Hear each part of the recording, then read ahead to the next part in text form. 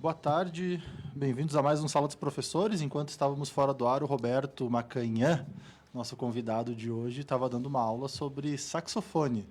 Então, para quem ficar depois na área VIP do programa, vai poder acompanhar a aula do Roberto Saxofone.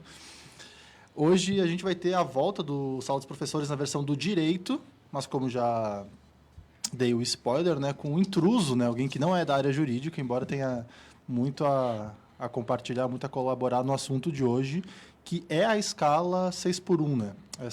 Esse tema que está dominando, pelo menos, essas últimas semanas no Congresso Nacional, visto que tem projeto de emenda à Constituição, propostas de emenda à Constituição, tem projeto de lei que o Executivo Federal mandou. Então, é um tema que está sendo muito comentado, muito disputado e também, infelizmente, talvez na Brasil moderno, muito polarizado. Então é isso, a gente vai conversar sobre esse tema hoje. Bem-vindo, Roberto, obrigado pelo convite. Boa tarde, César. Boa tarde aos telespectadores, ouvintes da Rádio Conexão, do Sala dos Professores. O César brincou com essas aulas de sax, né? Como diria o meu amigo, menos, né? Eu na verdade, estou aprendendo, tentando aprender, e o que eu consegui até agora é de não desistir, já é bastante, né? Esse tema é um tema que está aí, né, na mídia. É bom sempre lembrar que não é um tema novo, né, de debate no Brasil. As pessoas dizem, mas tem que discutir mais, faz mais de... Na verdade, o movimento sindical já levanta essa discussão desde a década final da década de 70, início da década de 80. Até lá se vão quase 50 anos que se discute que, no fundo, embora o nome que aparece é o fim da escala 6 por 1, mas a discussão mesmo é sobre a jornada de trabalho, que hoje é de 44 horas, né, a jornada máxima, e os projetos apresentados e a discussão é para reduzir para 40 horas. Isso que tu falou, Roberto, acho que é interessante explicar, né, para quem está ouvindo, que a gente está falando muito essas duas palavras, né, escala e jornada, né? Uhum. E como o Bento colocou, quando a gente fala de jornada, a gente fala da carga horária máxima Exatamente. Que a pessoa pode fazer, seja por dia, seja por semana, seja por mês. O padrão hoje que a gente tem no Brasil é que o máximo é 44 horas semanais. Exatamente, mais que isso são horas extras. Mais que isso são horas extras. Exatamente. Então, esses projetos visam, primeiro, uma redução da jornada de trabalho. Né? Você limitar, exatamente, não mais 44, ter outro valor, né? E também uma questão, outra palavra, a escala, né? Exatamente. A escala que hoje no Brasil é permitido é a escala 6 por 1. Isso. Tem que ter um dia de descanso, preferencialmente aos domingos. Sim. E esses projetos e propostas pensam em você ter 2 ou até mesmo 3 dias, né, de descanso na semana.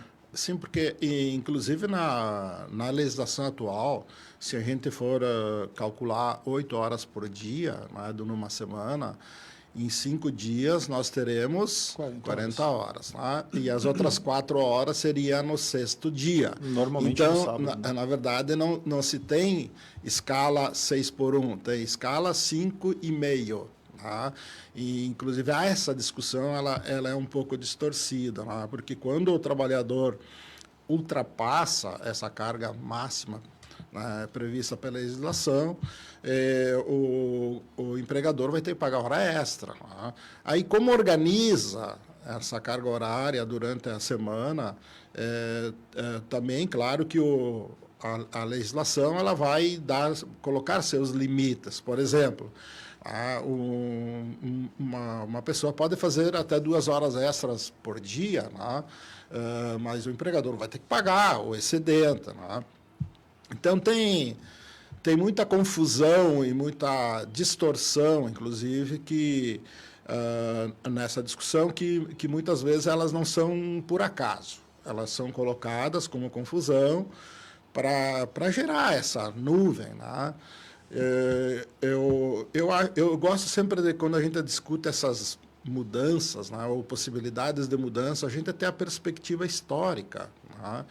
Porque a sociedade ela vai apresentando novas situações e a legislação, normalmente, ela vem depois do que a própria realidade e as relações sociais. mas que em alguns momentos são necessárias mudanças para adaptar o processo de desenvolvimento da tecnologia, da produtividade do trabalho, das relações sociais, à legislação. Tá? Então, se a gente voltar um pouco no tempo, né?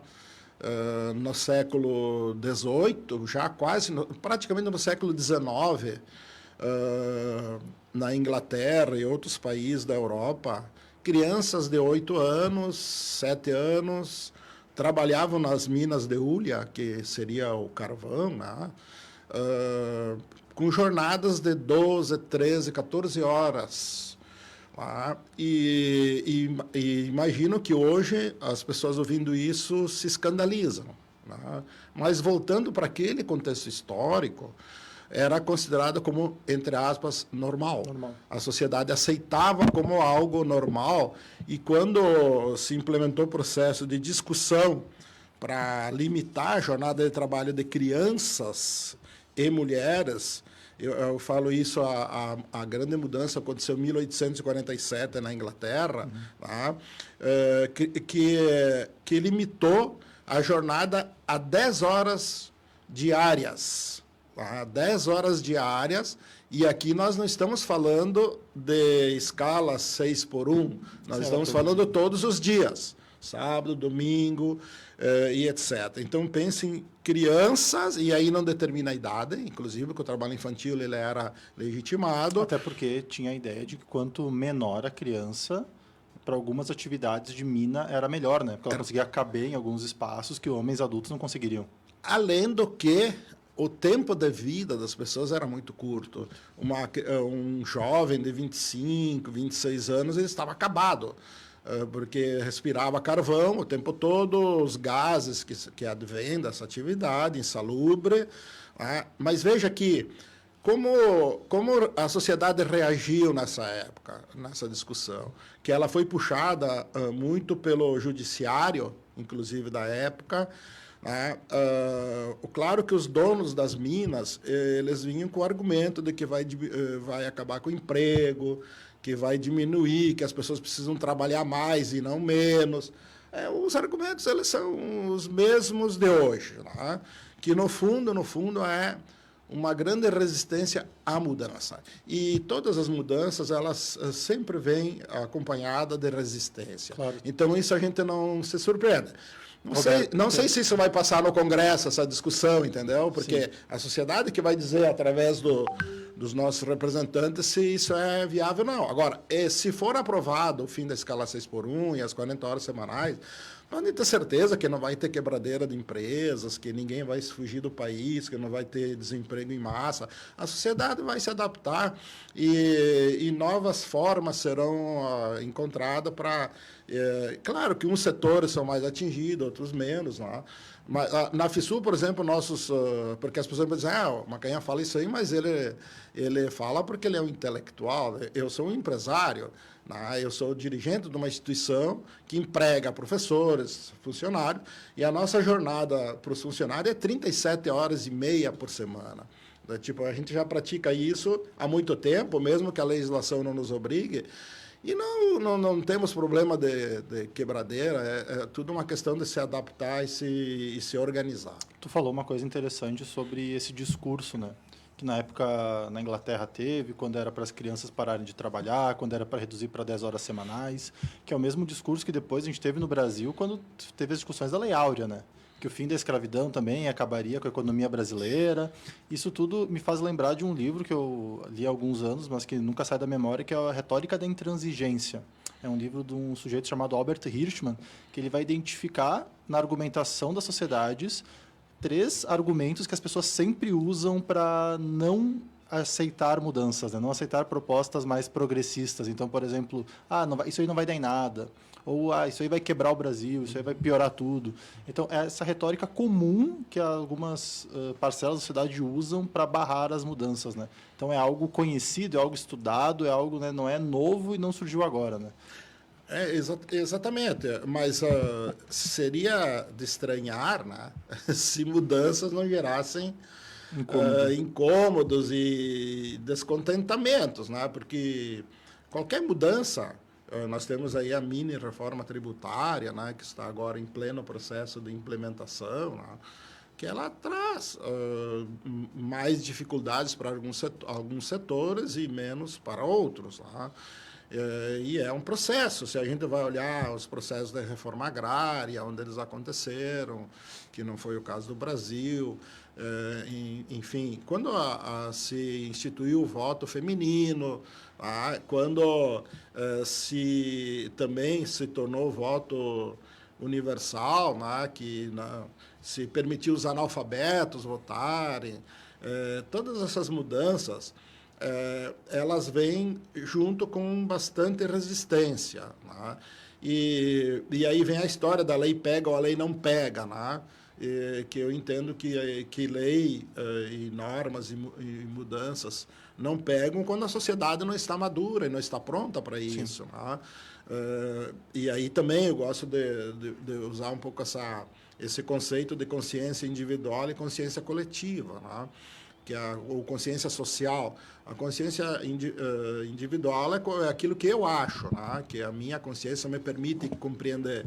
E enquanto que a consciência social é quando a sociedade, né, compreende que isso é certo ou não é. Né? Sim, pegando esse gancho, eu acho que essa consciência sobre a questão da redução da jornada e alteração da escala de 6 para 1 para outra com mais dias de folga, já é algo que está na mente do brasileiro, né? As pesquisas atuais colocam que mais da metade, 63, 72, depende da pesquisa, a sociedade brasileira aceita e quer essa mudança. E também isso não apenas no Brasil, mas também internacionalmente. Você teve a Espanha, que reduziu a jornada de trabalho recentemente, você teve o Chile, que reduziu a jornada de trabalho recentemente. É um movimento também internacional. E eu queria te perguntar se tu acha que finalmente, que tu falou isso alguns minutos atrás, mas que finalmente é um momento que a tecnologia talvez está fazendo a sociedade refletir mais em, meu Deus, a gente tem tanta máquina, tem tanta coisa, chegou agora a inteligência artificial, será que finalmente é o momento do ser humano trabalhar menos e aproveitar mais a vida porque vai ter uma máquina no lugar, ou ainda não é esse momento? Eu penso que as mudanças tecnológicas, elas avançaram sobremaneira, né? E têm avançado muito. As pessoas, esses dias mesmo, estavam conversando com um empreendedor sobre o quanto de trabalho tem hoje, de trabalho direto, vamos chamar assim, né? Em vários produtos que a gente utiliza no dia a dia, né? Claro que serviço sempre usa mais o trabalho direto, né? Porque ele depende bastante disso, embora hoje, vamos pegar os serviços bancários, por exemplo, né? Que antigamente as agências aí tinham 50, 60, 100 funcionários, hoje você entra, tem 2 ou 1, né? E é um serviço. Quanto de trabalho direto tem aí? É muito pouco, né? Então, se a gente for pegar uma automotriz, né, por exemplo, uma colheitadeira, que vale lá, sei lá, 2 milhões e pouco, né? Quanto que tem ali de salários, vamos falar assim, salário direto, né? Aquilo que a empresa que montou aquela colheitadeira, ela gasta. Menos de 5% vai ser salário. O resto são matérias-primas, são serviços, tecnologia que é embarcada, enfim, todo um conjunto de outros gastos. Então, qual é o impacto que vai ter, né, nesse setor? Pode ver que não é o setor industrial que está chiando. Né? Não. Quem está chiando são basicamente restaurantes, e aí você vai ver que tipo de funcionários tem um restaurante. A grande maioria, eu não vou generalizar, porque não é isso, né? Trabalham com freelancer. Né? São pessoas que têm outras atividades e durante o horário de almoço, um tempo maior ou à noite, vão lá e fazem um a mais. Né? Aliás, no Brasil é uma coisa interessante, né? Que garçom não é profissão, garçom é bico. Né? Se você vai para a Europa, vai para a Argentina, garçom é profissão. Então, esses sim vão ter uma jornada de trabalho. Aí o setor de comércio também. Né? Eu tenho esse dado para ti, Roberto. Né? Os estudos apontam que pelo menos 15 milhões de brasileiros serão afetados pela mudança. E as duas principais categorias, que são categorias que estão diferentes nos estudos, mas são quase a mesma categoria quando analisa, atendentes de público e vendedores. Então, são as pessoas literalmente a linha de frente do atendimento ao consumidor, né? Esses são os principais funcionários que serão afetados pela redução da escala e redução da jornada. Se tu pensa, um exemplo é o atendente do balcão da farmácia, é o atendente do balcão de uma loja, é o garçom, eventualmente. Então, é esse literalmente o público que será afetado pela mudança. Então, assim, é isso, são dados, né? Mas voltando ao teu questionamento, o que eu entendo, né, de que nós temos que olhar sempre a tecnologia ou as ferramentas que elas devem estar a serviço, né, do ser humano, e não o ser humano a serviço das ferramentas e das tecnologias. Né? Não podemos inverter o processo. Então, quanto mais tecnologia, mais nós vamos trabalhar e mais nós seremos escravos dessas ferramentas. É o contrário. Nós temos que olhar, por exemplo, os agricultores, quando eles vão disponibilizar de maquinários, de instrumentos, é para tornar o trabalho deles menos penoso. Tá?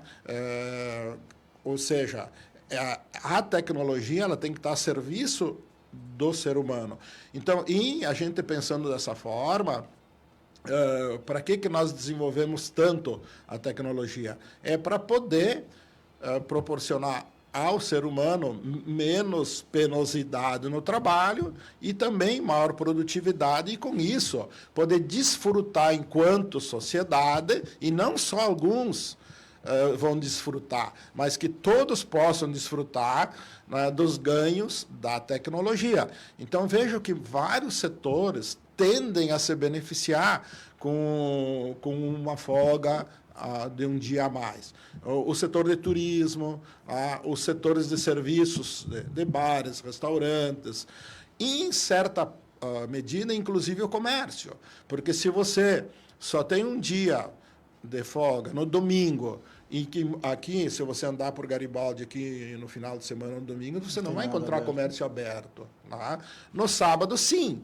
Tá? Então, se a pessoa tem esse dia de folga e puder andar pelo comércio, talvez ela vá comprar menos na internet e mais no físico. Porque na internet, no domingo, ela consegue comprar. Ela vai lá, abre o celular e ela compra. Então, ela satisfaz as suas necessidades de compras no celular.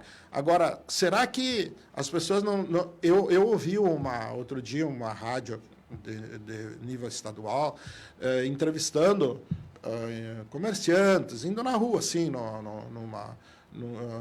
de uma forma não planejada, pelo menos deu a entender. Entrevistando uma proprietária de uma loja, ela disse, olha, eu sou a favor dela, porque se as pessoas não têm esse dia a mais, eu também vendo menos, porque as pessoas vêm menos no meu estabelecimento.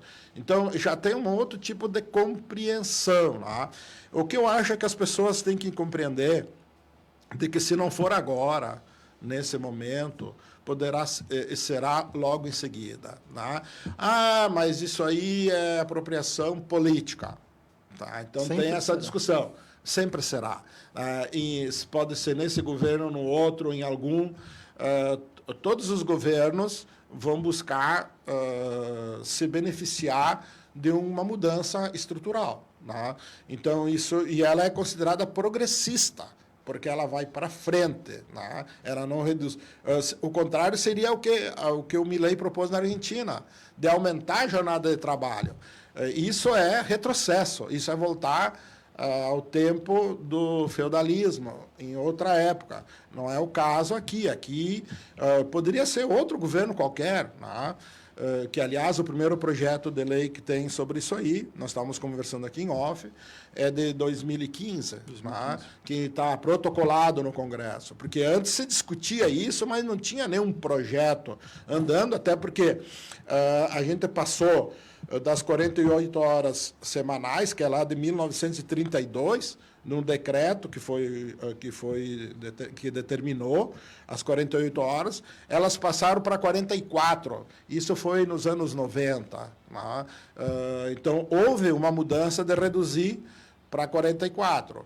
Agora, que na época se discutia 40. 40 não passou, passou 44. Agora está se discutindo, inclusive, a escala 4 por 3. E 36 horas. E 36 horas. Que talvez, sim, esse passo ainda a sociedade não está pronta para isso, que a mudança seria um pouco mais profunda e mais radical. Eu vou aproveitar esse gancho que tu falou, então, da escala 4 por 3 e da redução para 36, para falar brevemente desses projetos que estão e explicar um pouco a diferença entre eles, né? A gente tem 3 projetos de emenda à Constituição, ou seja, 3 projetos que alteram a Constituição brasileira. Um deles está no Senado e 2 deles estão andando juntinhos na Câmara dos Deputados. Esses 2 que andam juntos são os que, em tese, estão mais avançados, né? Foram aprovados recentemente na CCJ, né? Então foram considerados constitucionais e agora vão para uma comissão especial e para depois poderem ser votados no plenário. Esses 2 projetos que estão tramitando juntos, eles falam da redução para 36 horas e um deles fala de uma jornada 4 por 3. Além disso, além das propostas de emenda à Constituição, tem um projeto de lei que foi encaminhado pelo governo agora nesse mês e ele fala daí da redução para 40 horas e numa escala 5 por 2. Então, é uma proposta também diferente, que tramita no Congresso de uma forma diferente, com uma emenda à Constituição. E o que eu noto, primeiro, no que vai possivelmente ser aprovado, né? Eu acho que vai ser aprovado o regime 5 por 2 com 40 horas. Então, possivelmente vai ser aprovado por meio dos projetos, das propostas de emenda à Constituição, mas que vão ser alterados agora nessa comissão. Então, vai ficar nas 40 horas, vai ficar no 5 por 2, que parece aquilo que consegue agregar votos tanto da oposição, quanto do centro, quanto da base governista, né? E é isso. E é importante sempre lembrar que uma emenda constitucional ela precisa de um quórum qualificado. Sim, né? sim. Não é simplesmente pegar e quem está lá no plenário, se tiver maioria, leva. Né? Eu acho nesse ponto também, né, que a gente falou, 3/5, né, em cada casa, então tem que fazer uma votação de 3/5 na Câmara, 3/5 no Senado, cada uma delas em 2 turnos, ou seja, é muito mais complexo para fazer a negociação, para conseguir essa votação. Mas eu acho que o que está motivando essas propostas de emenda à Constituição andarem mais rápido é o protagonismo. A gente não pode esquecer que esse é um ano eleitoral. Então, a gente tem basicamente 2 propostas, 2 projetos que estão andando ali na Câmara dos Deputados. Um que foi enviado pelo presidente Lula, que é um projeto de lei, que em tese seria mais rápido de ser aprovado, em tese seria mais fácil. Só que o presidente da Câmara, que é o Hugo Mota, acho que ele quer, nesse ano eleitoral, também colocar a redução do fim da escala 6 por 1 como um projeto dele, um projeto da Câmara, um projeto dos deputados. E por isso, talvez, as propostas de emenda à Constituição, que são mais demoradas, vão andar mais rápido. Rápidas, assim. Porque sempre os presidentes das casas, eles têm muito peso, né? Sim. Porque os regimentos permitem que eles coloquem ou não em discussão certos assuntos. Agora, eu vou colocar um pouco a minha impressão, né? Agora, como um ser social, um ser político, somos seres políticos por excelência, né? De que talvez não passe a aplicação imediata, que haja um processo de transição, tá? Que eu acho que isso é uma possibilidade, né? E talvez também entre algum mecanismo, tá, de incentivo à aplicação imediata dessas normas, com algum tipo de compensação tributária, né? Ou seja, o governo também entrando, pagando um pouco, entre aspas, a conta, né? E incentivando aqueles setores que são mais empregadores de trabalho, né? Com algum tipo de isenção ou diminuição tributária. Que eu acho que é interessante, né? Que se trabalhe com esse processo de compensação, porque esses setores que são mais empregadores de trabalho, eles geram também mais resultados sociais e, às vezes, também tributários. Tá? Então, eu acho interessante. Por exemplo, quando a gente vai olhar o imposto de renda, né? A gente sabe que os trabalhadores não têm por onde fugir, né? Porque o imposto de renda é descontado na fonte. Né? Agora, tem setores aí de serviços que têm mecanismos que não necessariamente passa todos os recursos por aí e é tributado. Assim, a gente sabe, eu não vou aqui citar profissões para não me lindrar, né? Mas a gente usa serviços caros, né, de profissionais altamente qualificados, que quando você chega lá, não, se você quiser nota, se você quiser recibo, se você quiser comprovação, custa tanto. 100 é tanto.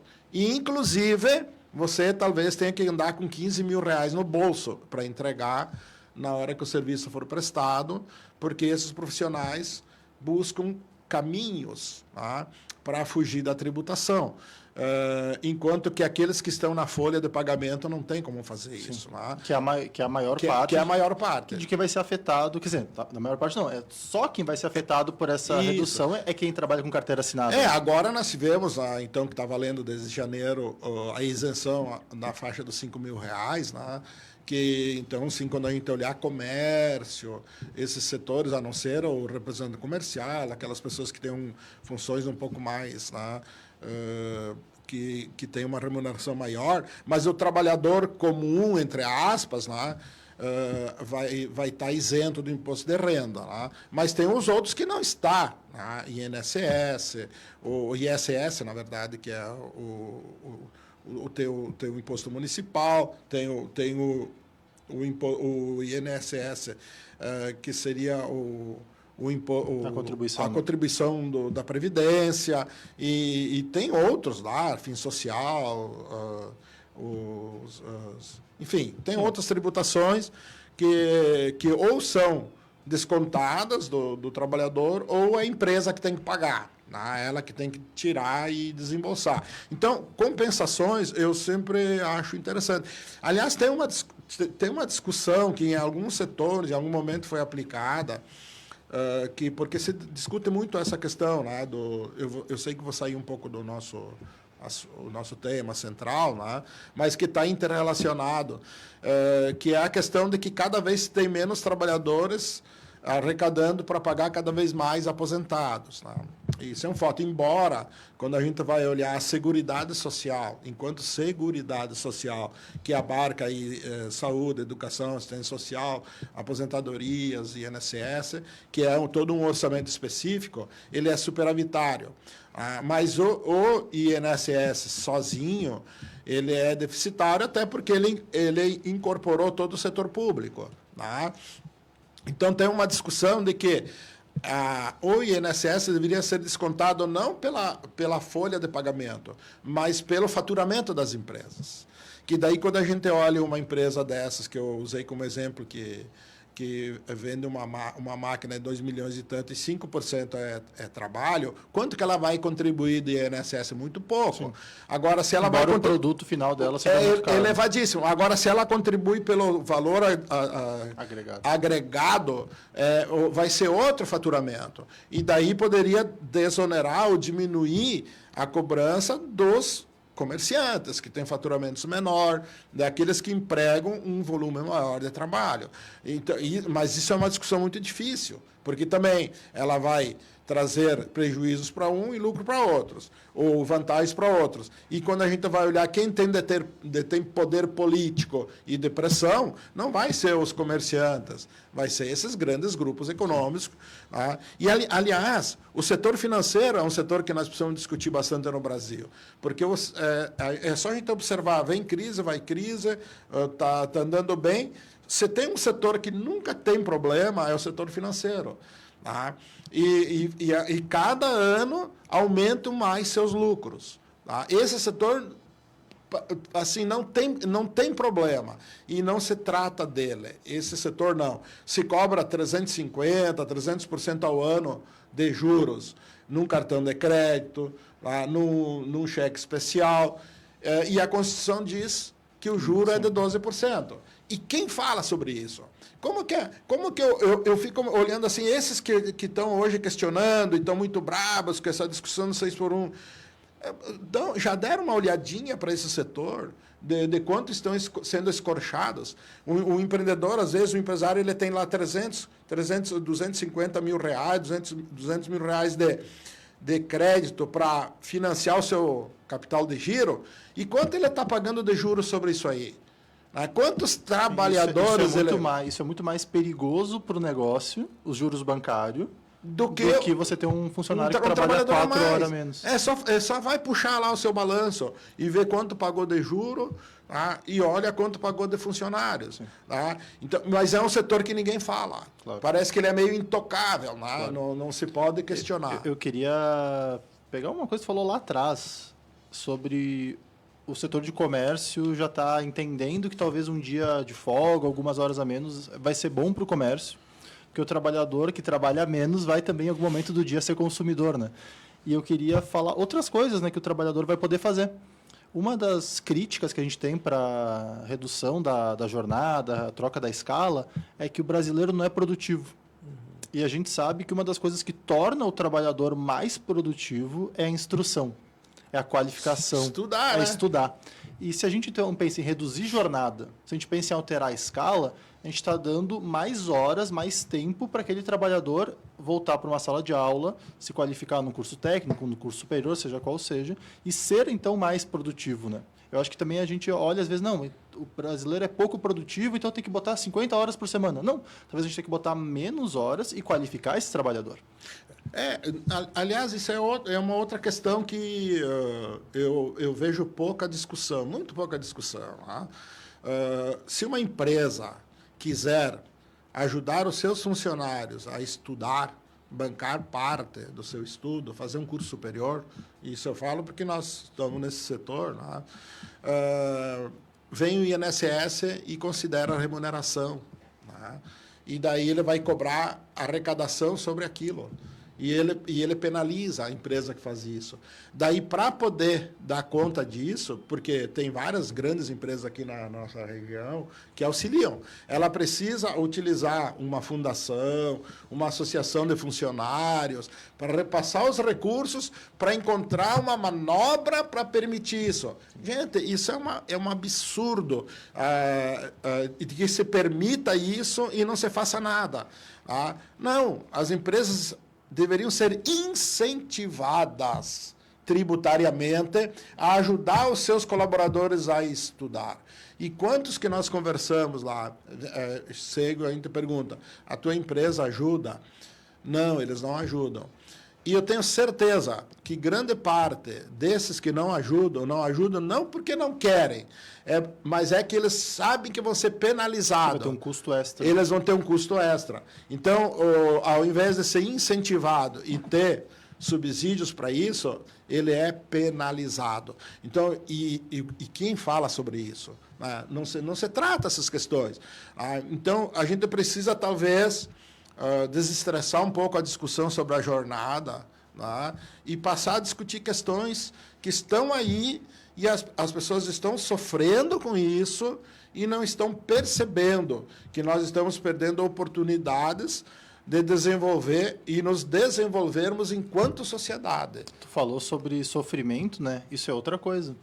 A segunda causa, isso eu acho um ponto bem interessante sobre a redução da jornada, a troca da escala. O segundo motivo de afastamento hoje no Brasil é saúde mental.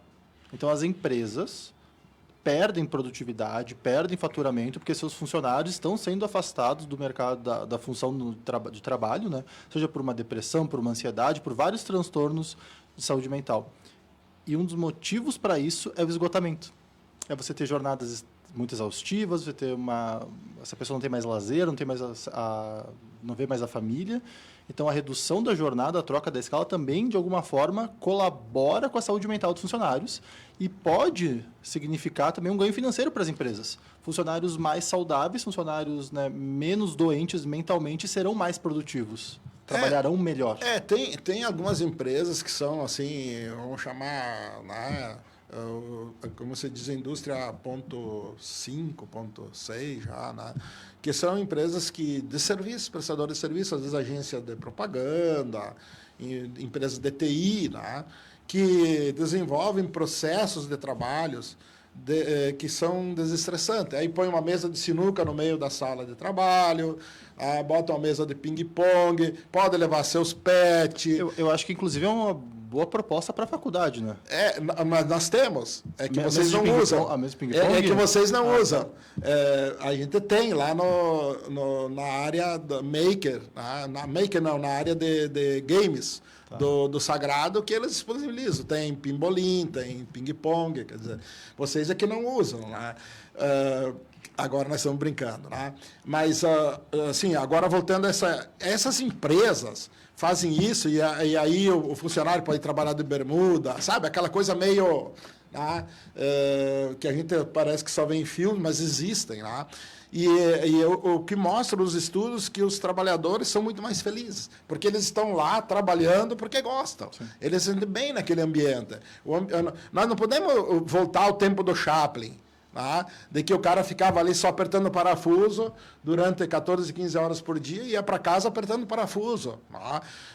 Tipo, é isso que nós queremos na sociedade? Não. Por que não tem mais Chaplin que fica apertando o parafuso? Porque hoje nós temos robôs, hoje nós temos ferramentas que não precisa ficar repetindo. Tá?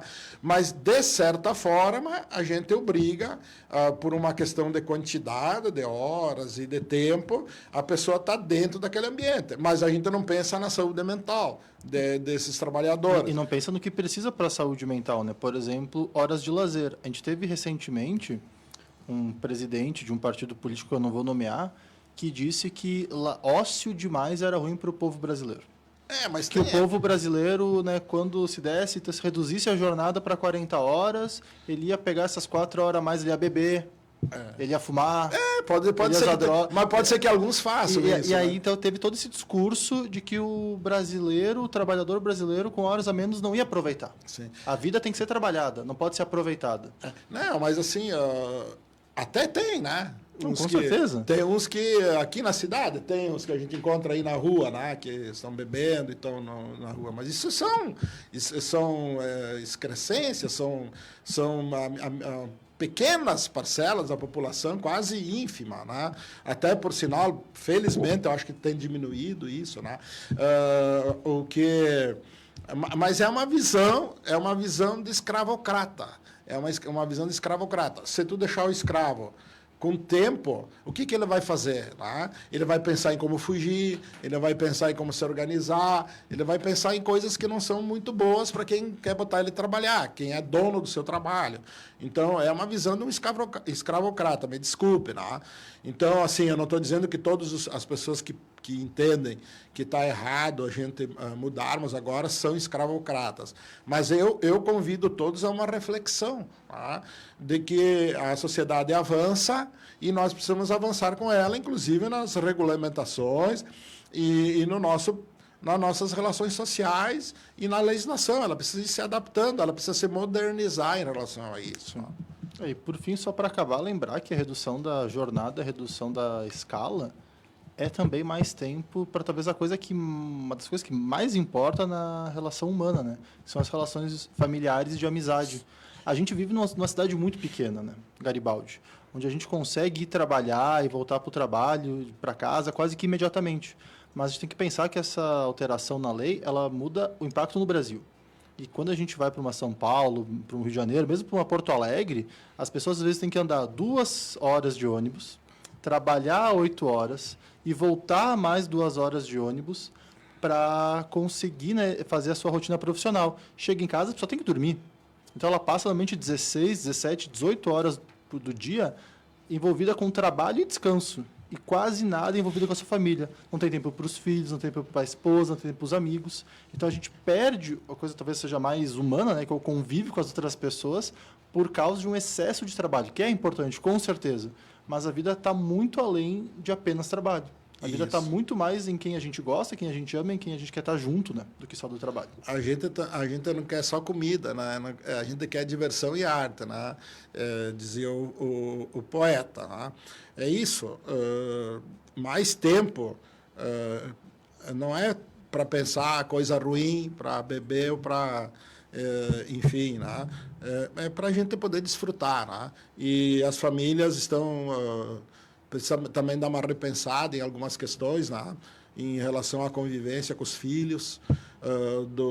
do excesso de tecnologias, de telas e etc., que às vezes terminam mais atrapalhando do que ajudando, né, nas relações sociais, naquilo que é o convívio, que é a qualidade de convivência. Né. Eu quero aproveitar aqui, antes que a gente encerre a nossa conversa, né, para convidar os nossos telespectadores e ouvintes. Né. Amanhã, na FSUL, nós teremos uma palestra, né, às 19h30, que vai tratar sobre essas questões que são chamadas atípicas, né? Situações que as famílias convivem, né? Às vezes com filhos, com netos, com parentes, né? que não são iguais, típicos, e que apresentam algum tipo de especificidade, algum tipo de limitação, algum tipo de diferença. Né? Então, é interessante, todos estão convidados. Eu acho que é também uma questão pertinente, né, para a gente pensar, porque até pouco tempo, de novo, no olhar histórico, né, essas pessoas elas eram consideradas como excremento da sociedade, elas eram isoladas, elas eram quem tinha dificuldade de aprendizado, ou de fala, ou de audição, ou de locomoção, era isolado. Não era alguém produtivo, logo... Era isolado. E hoje já se tem uma compreensão ainda muito a se caminhar, né, de que essas pessoas não podem se isolar, pelo contrário, elas têm que ser integradas e cada uma da sua forma tem contribuições a dar e contribuições bem importantes para a sociedade. Né? Existem muitas crianças com o espectro autista, né?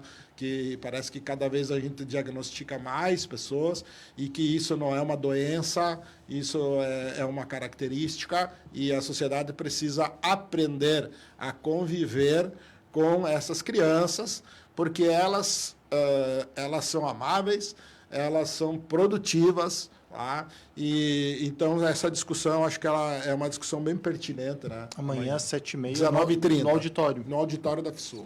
Então é isso, gente. Muito obrigado. Esse foi mais um Sala dos Professores do Direito com o Roberto. Eu garanto que se vocês quiserem que ele volte, é só comentar para ele voltar, senão ele não volta nunca mais. Gente, um abraço, até semana que vem. Até, um abraço.